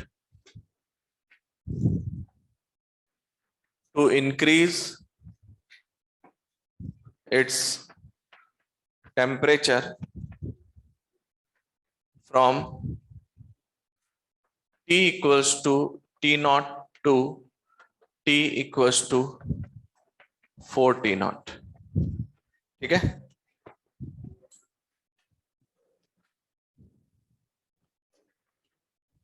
simple है क्या? कहां पर फोकस करें? तो S जो है कांस्टेंट है कि variable? ms delta T use कर लें, सोच के बोलो। ms डेल्टा टी यूज नहीं कर सकते क्योंकि हमारा S वेरिएबल है। That means my dq is equal to ms dt. समझ में आया? ये किस तरह से लिखते हैं जरा बताओ तो, सीख रहे हो आप लोग। तो इसको ऐसे लिखा जाता है, when dq amount is given, तो its change in temperature is T to T plus dt। अच्छा एक मिनट सुनो, मान लीजिए बॉडी में से हीट निकाली जा रही हो और टेम्परेचर घट रहा हो, तब भी आपको कैसे इक्वेशन बनानी है? ये वाली dq equals to ms dt। इसका मतलब होता है कहां से कहां तक? T से लेके T प्लस dt, T से लेके T प्लस dt। अब जब आप इसका टेम्परेचर बढ़ाओगे या घटाओगे तो वो लिमिट अपने आप हैंडल करेगा उसको। तो आप ऑलरेडी अपनी तरफ से घटा के या बढ़ा के नहीं लिखें, डायरेक्ट क्या लिखें? dq इक्वल्स टू, हालांकि आपको मैग्नीट्यूड चाहिए तो आप मॉड लगा दो, बट एक मैथमेटिकल फंक्शन क्या कहता है कैसे डील करना है आपको। जैसे सपोज एक क्वेश्चन ऐसा होता कि मैं इसका टेम्परेचर T नॉट से 4 T नॉट की बजाय मैं आपसे बोलता 4 T नॉट से T नॉट करने में कितना हीट देना पड़ा, तो वो हीट नेगेटिव है, वो कैलकुलेट होकर आ जाएगी अपने आप। लेकिन मैं यहां पर इसको ऐसे ही लिखूंगा, तो आप लोगों के सर टेम्परेचर चेंज हो रहा है, आपने कुछ गड़बड़ किया है। मैंने कहा नहीं नहीं, वो डीटी अपने आप हैंडल करेगा ना, टेम्परेचर बढ़ रहा है कि घट रहा है वो डीटी हैंडल करेगा, यस और नो। तो मैं लिखूंगा उसको ऐसे ही। अब मेरा फंक्शन क्या हुआ, D Q equal to M S, S की जगह क्या लिखूं, S not T into D T, integration कहां से कहां तक, टी नॉट से 4 T not, that means the amount of given heat to this is delta Q, amount of heat is given, M और एस नॉट तो constant है अब, और टेम्परेचर का integration T square by 2, and the limit is from T naught to 4 T naught. तो delta Q equals to M S naught by 2 4 T naught का whole square minus T naught square. How much is this answer, 15 M S not T naught square by 2, yes और no.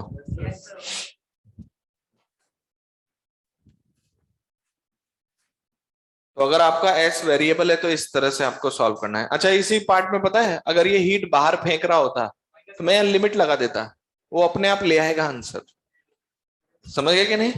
आप चाहो तो mod लगा के solve करो, लेकिन हम लोग कैसे करते हैं, जब हमेशा मैथमेटिक्स बनाई जाती है तो एज अ अननोन हमें इक्वेशन में टी और टी प्लस डी टी मान के बनाई जाती है, फिर लिमिट उसको हैंडल करता है कि वो बढ़ेगा कि घटेगा। बात समझ में आया, तो इतना नोट कर लिया सबने। तो अगर आपको हम स्पेसिफिक हीट कैपेसिटी बताएं या जो कुछ भी, अब मैं आपको ऐसे क्वेश्चन भी दे सकता हूं, ये हटा दो ना, कि इस बॉडी को इतना हीट दिया गया है और इसका इतना चेंज इन टेम्परेचर आया है, तो बताइए स्पेसिफिक हीट कैपेसिटी क्या होगी। तो इन जनरल जब तक कुछ नहीं कहा जाए हम लोग इसको कैसा कंसीडर करते हुए चलेंगे, एस की वैल्यू फिक्स रहेगी। बट अगर क्वेश्चन आपसे डिमांड करता है, जैसा कि इस क्वेश्चन ने आपसे डिमांड किया कि S equal to S not into T, इसका एक फंक्शन है, तो उसके करस्पॉन्डिंग आप इसको कंसिडर करेंगे। समझ में आई बात। नेक्स्ट हेडिंग डालिए,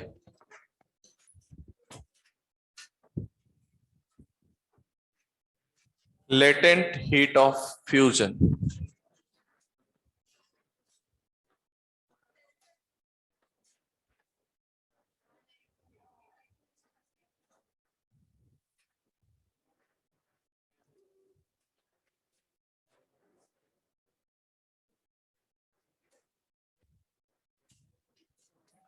latent heat of fusion,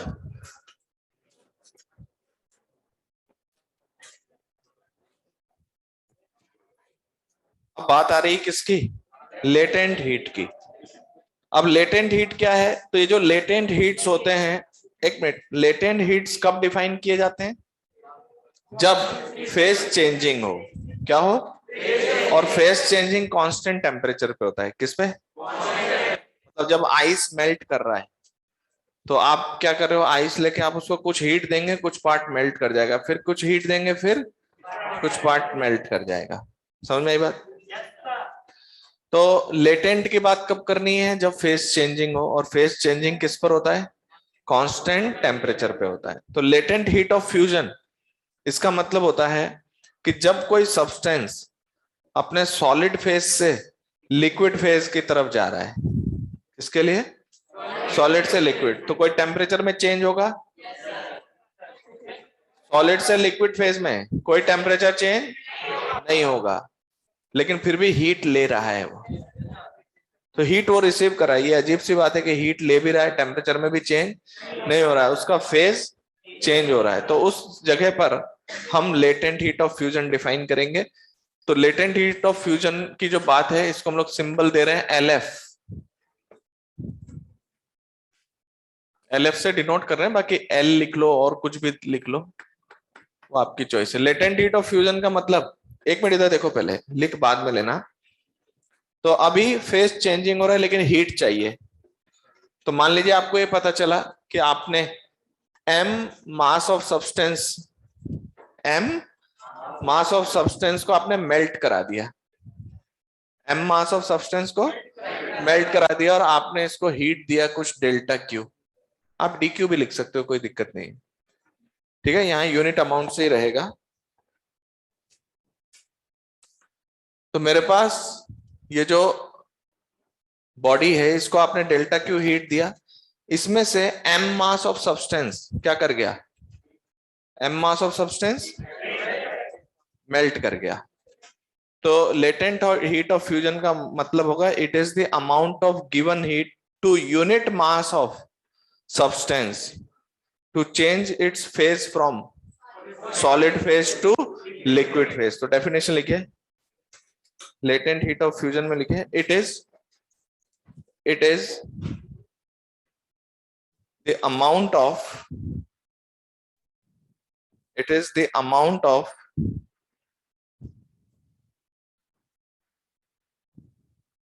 it is the amount of given heat, it is the amount of given heat to unit mass of substance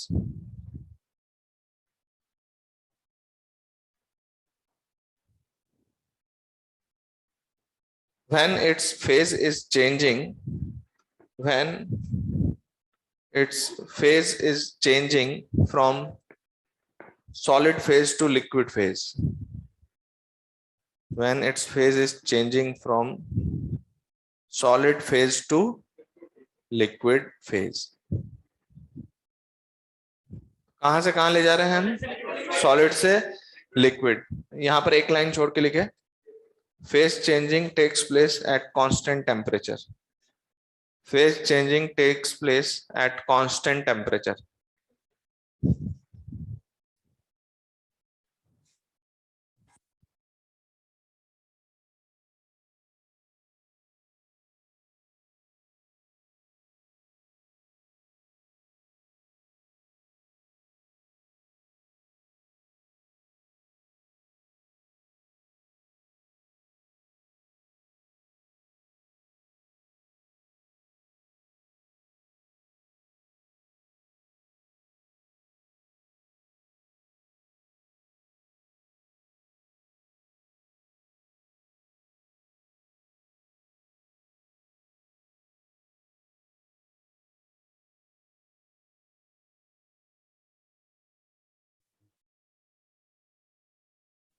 talent तो बहुत है नहीं,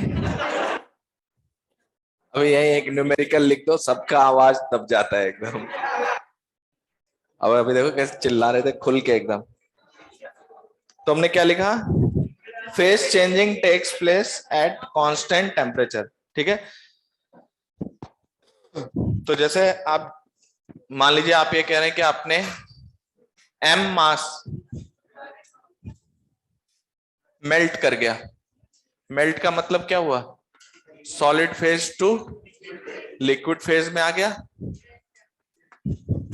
m मास मेल्ट कर गया तो आपने उसको डेल्टा क्यू दिया m इंटू LF। तो आपने उसको हीट दिया है क्या मेल्ट कराने के लिए, प्रैक्टिकल एस्पेक्ट है कि मेल्ट कराने के लिए हीट देना है। तो ये हमारे लिए जो डेल्टा क्यू है वो प्लस MLF है, क्योंकि ये भी पॉजिटिव है और ये भी, तो डेल्टा क्यू आपने उसको प्रोवाइड किया है। तो LF जो हम बोल रहे हैं that is the amount of given heat to unit mass of substance, amount of given heat to unit mass of substance to change its phase from solid phase to liquid phase। समझ में आई बात। तो LF इसकी unit क्या आएगी, joule पर kilogram, joule पर kilogram. तो अगर मैं इसको ऐसे लिखता हूं delta Q equals to MLF, तो अगर m मास मेल्ट कर गया तो आपने उसको कितना हीट दिया, और अगर मैं ये कहूं कि m मास changing its phase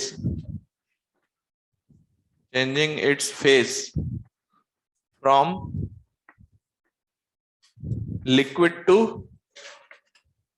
solid, तो सॉलिड से लिक्विड में हीट दिया आपने, तो लिक्विड टू सॉलिड होने के लिए हीट निकाल लेंगे, तो यहां हम लोग साइन लगा के शो करेंगे कि minus of m into LF is the latent heat of fusion.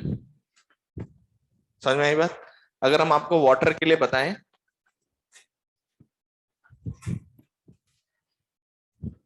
Okay, तो लेटेंट हीट ऑफ, अगर हम आइस की बात करें तो ये होता है 80 कैलोरी पर ग्राम। कितना होता है? 80 कैलोरी पर ग्राम। आप इसको जूल किलोग्राम में आप बदलना चाहें अपने अकॉर्डिंग बदल सकते हैं।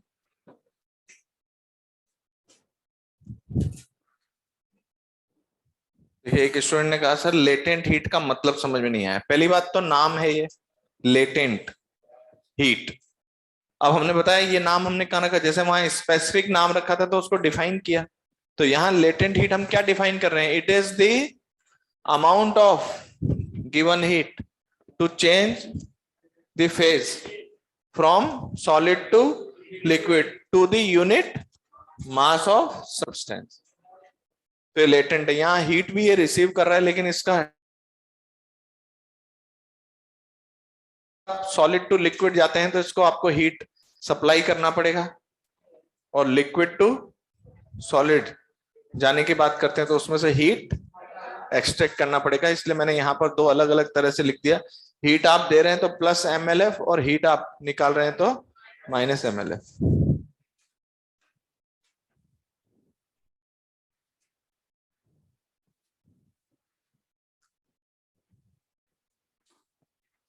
तुम्हारे पास आइस का लेटेंट हीट ऑफ फ्यूजन कितना होता है? 80 कैलोरीज पर ग्राम।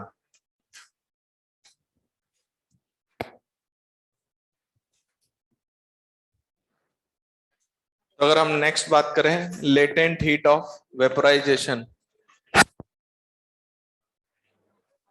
कुछ लोगों का मुंह खुला रह गया है ना।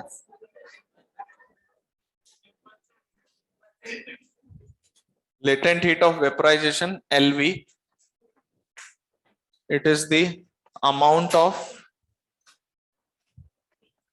given heat to unit mass of substance to change its phase from liquid phase to vapor phase।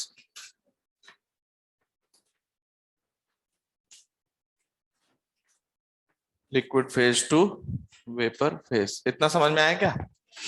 तो अगर हम LV डिफाइन करें तो व्हाट?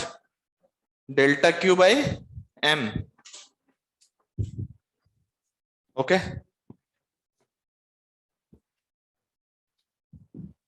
तो मेरे पास LV जो है ये आया। तो अगर हम ये कहते हैं कि लिक्विड टू वेपर हीट दें या निकालें? लिक्विड टू वेपर तो हीट दे रहे हैं तो प्लस M इंटू LV, और वेपर फेज टू लिक्विड कितना होगा? Minus of M LV। और अगर हम latent heat of vaporisation of water की बात करें, पता है किसी को? 540 कैलोरी पर ग्राम। मतलब 1 ग्राम आइस को 1 ग्राम आइस मेल्ट करने के लिए कितनी कैलोरी चाहिए? 80 कैलोरीज चाहिए। जबकि 1 ग्राम वाटर को स्टीम में ले जाने के लिए कितना? और आपको पता है कि आइस जो है वो कहां पर है? 0 डिग्री सेल्सियस। ये कहां पर है? 100 डिग्री सेल्सियस। और आपको पता है फेज चेंजिंग कांस्टेंट टेम्परेचर पे होता है। क्लियर है? तो जैसे इधर देखो, जब आप आइस को मेल्ट करा रहे हैं ना, इधर देखना, तो ये जो मेल्टिंग सिचुएशन है यहाँ दोनों फेज एक साथ एग्जिस्ट करती है। जैसे आपके पास कुछ 100 ग्राम आइस है तो आप थोड़ी सी हीट दोगे, आइस 0 डिग्री पे, तो अब 0 डिग्री के बाद अब हीट दोगे तो उसका पहले फेज बदलेगा सारा। तो जैसे थोड़ा सा हीट दोगे उससे थोड़ा सा मास मेल्ट हो जाएगा। फिर और हीट दोगे, अभी भी 0 डिग्री है लेकिन सिस्टम, फिर और हीट दोगे और मेल्ट कर जाएगा, और हीट देते थे जब तक सारा मेल्ट नहीं हो जाता तब तक अभी उसके टेम्परेचर में चेंज। लेकिन जैसे आपका 100 ग्राम था, आप थोड़ी हीट दे रहे थे थोड़ा मेल्ट, फिर थोड़ी हीट दे रहे थे थोड़ा मेल्ट हो गया। अब आपका 100 ग्राम वाटर बन गया। अब आप हीट देंगे तो पूरा 100 ग्राम अपना टेम्परेचर बढ़ाएगा, फिर आप कुछ हीट दोगे तो पूरा 100 ग्राम अपने इनिशियल से किसी फाइनल टेम्परेचर पे ऐसे ट्रेवल करते करते करते करते 100 डिग्री सेंटीग्रेड तक आ जाएगा। कहां तक? फिर 100 डिग्री पर फिर थोड़ी सी हीट दोगे तो कुछ पार्ट क्या हो जाएगा? वेपराइज हो जाएगा। तो इस तरह से पूरा फेज ट्रांसफॉर्मेशन होते हैं। क्लियर है क्या? हाँ हाँ,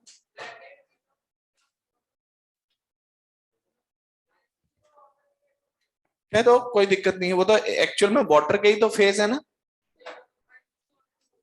नहीं, मैंने ये बोला नाम है फ्यूजन। सुनो, फ्यूजन शब्द हमने यूज किया है सॉलिड टू लिक्विड के लिए, तो अब मैंने यहां लिख दिया लेटेंट हीट ऑफ आइस। आप वाटर बोल दो कोई दिक्कत नहीं है तो ये वाटर के ही फेज ना, वेपर फेज हो चाहे, है तो H2O ही ना, अलग थोड़ी हुआ कुछ, है तो H2O ही, बस आइस बन गया या जो भी हो गया। ओके, तो नेक्स्ट क्लास में जो मैंने आपको होमवर्क दिया है उतना आप लोग करके लाएं। नहीं, एनवायरमेंट के टेम्परेचर पे के अकॉर्डिंग चलता है, मतलब हम लोग जो बात कर रहे हैं सब नॉर्मल टेम्परेचर प्रेशर पे बात कर रहे हैं। अगर आप कोई कंडीशन बदलते हो तो उनमें बहुत सारी चीजों का चेंजेस आ सकता है, तो हम लोग नॉर्मल कंडीशंस पे बात कर रहे हैं। स्पेसिफिक हीट कैपेसिटी यहाँ डिफाइन ही नहीं होगा। आप इन्फिनिटी मत लाओ, इन्फिनिटी का मतलब क्या, आप नॉट डिफाइंड वैल्यू है, क्योंकि स्पेसिफिक हीट कैपेसिटी उस रेंज में डिफाइन की जाती है जहां टेम्परेचर में चेंज आता है, फेज चेंजिंग में उसका डेफिनेशन नहीं है। Okay, thank you.